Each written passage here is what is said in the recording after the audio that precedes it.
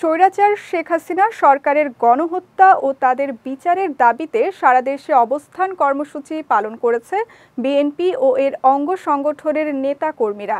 প্রতিনিধিদের পাঠানো তথ্যচিত্রে desk report.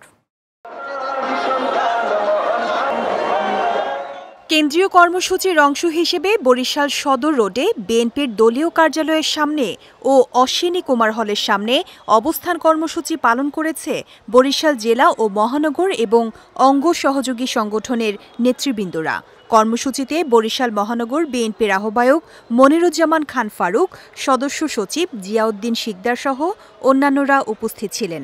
অপরদিকে নগরীর অশ্বিনী কুমার হল চত্বরে অবস্থান কর্মসূচিতে দক্ষিণ জেলা বিএনপির আহ্বায়ক আবুল হোসেন খান, সদস্য সচিব আবুল কালাম শাহিন সহ অন্যান্য নেতৃবৃন্দরা উপস্থিত ছিলেন।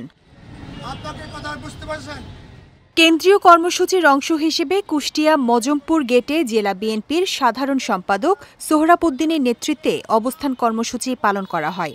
কর্মসূচিতে জেলা বিএনপির সাংগঠনিক সম্পাদক শামীমুল হাসান অপুসহ বিএনপি ও এর অঙ্গ সংগঠনের বিভিন্ন পর্যায়ের নেতাকর্মীরা উপস্থিত ছিলেন।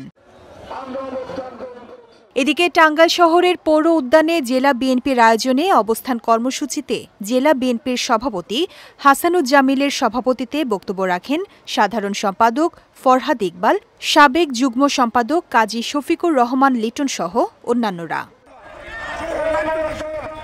অন্যদিকে জয়পুরহাটে জেলা বিএনপির দলীয় কার্যালয়ের সামনে থেকে বিএনপির রাজশাহী বিভাগীয় সহ সাংগঠনিক সম্পাদক ওবায়দুর রহমান চন্দন, জেলা বিএনপির আহ্বায়ক গোলজার হোসেন ও যুগ্ম আহ্বায়ক মাসুদ রানা প্রধানের নেতৃত্বে বিক্ষোভ মিছিল বের হয়ে শহরের প্রধান প্রধান সড়ক প্রদক্ষিণ করে। পাশাপাশি সিরাজগঞ্জের তাড়াশে বিক্ষোভ মিছিল ও সমাবেশ করেছে বিএনপির নেতাকর্মীরা। সমাবেশে প্রধান অতিথির বক্তব্য রাখেন তাড়াশ উপজেলা বিএনপির সভাপতি সর্দার আফসার আলী।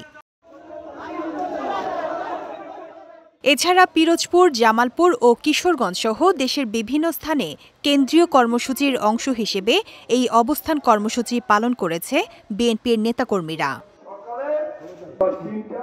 বিজয় টিভি নিউজ ডেস্ক।